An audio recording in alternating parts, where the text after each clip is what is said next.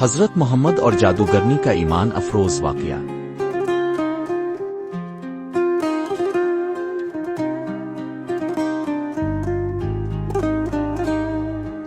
السلام علیکم ورحمۃ اللہ وبرکاتہ۔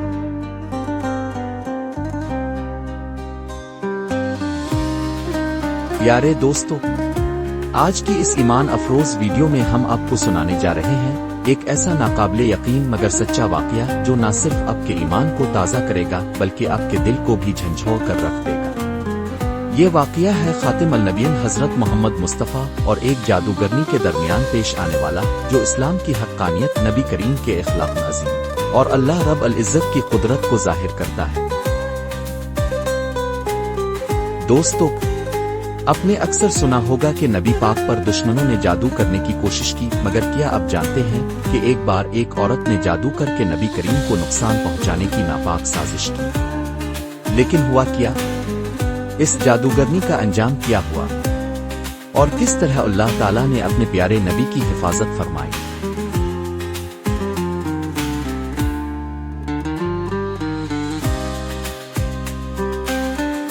اگر آپ بھی اس روپرور واقعے کو سننا چاہتے ہیں تو ویڈیو کو آخر تک ضرور دیکھیے گا۔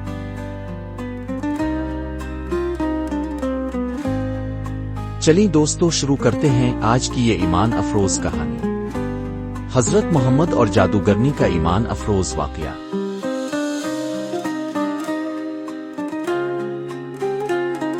جادوگرنی کا منصوبہ۔ مدینہ منورہ کے ایک علاقے میں ایک یہودی عورت رہتی تھی جس کا دل نبی کریم کی مقبولیت اور دین اسلام کے پھیلاؤ سے بغض اور حسد سے بھر چکا تھا۔ وہ ایک ماہر جادوگرنی تھی اور اس نے شیطانی قوتوں کی مدد سے نبی پاک کو نقصان پہنچانے کا منصوبہ بنایا۔ جادو کی تیاری۔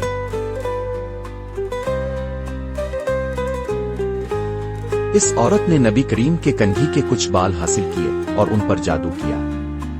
اس نے وہ جادو ایک کنویں میں ڈال دیا۔ جیسے ہی جادو مکمل ہوا، نبی کریم کی طبیعت مبارکہ کچھ بوجھل ہونے لگی، مگر آپ نے کبھی بھی کوئی شکایت نہ کی۔ وحی کا نزول۔ اللہ تعالیٰ نے اپنے محبوب نبی کی حفاظت فرماتے ہوئے حضرت جبرائیل علیہ السلام کو وحی کے ساتھ بھیجا۔ سورہ فلق اور سورہ الناس نازل ہوئی، جن کو معوذتین کہا جاتا ہے۔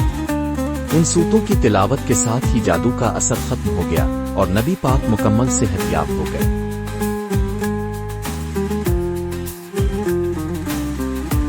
جادوگرنی کا انجام۔ جب اس عورت کو علم ہوا کہ اس کا جادو ناکام ہو چکا ہے اور اللہ کے نبی کو کچھ بھی نقصان نہ پہنچا سکی، تو اس پر ایک خوف طاری ہو گیا۔ وہ خود ہی لرزتی ہوئی حضور کے پاس آئی اور اسلام قبول کر لیا۔ نبی کریم نے اس سے انتقام نہ لیا بلکہ معاف فرما دیا اور فرمایا کہ اسلام میں توبہ سب سے بڑی نیکی ہے۔ سبق۔ دوستو،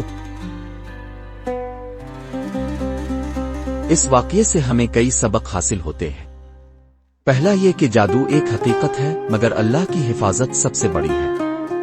دوسرا یہ کہ نبی کریم کا اخلاق کریمانہ دشمنوں کے ساتھ بھی نرم مزاجی کا مظاہرہ ہمارے لیے ایک روشن مثال ہے۔ اور تیسرا سبق یہ کہ جو بھی سچے دل سے توبہ کرے، اللہ اسے معاف فرما دیتا ہے۔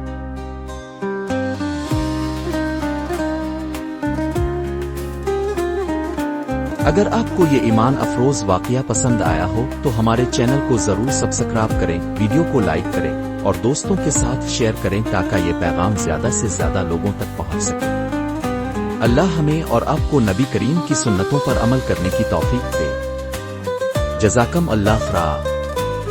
والسلام علیکم ورحمۃ اللہ وبرکاتہ۔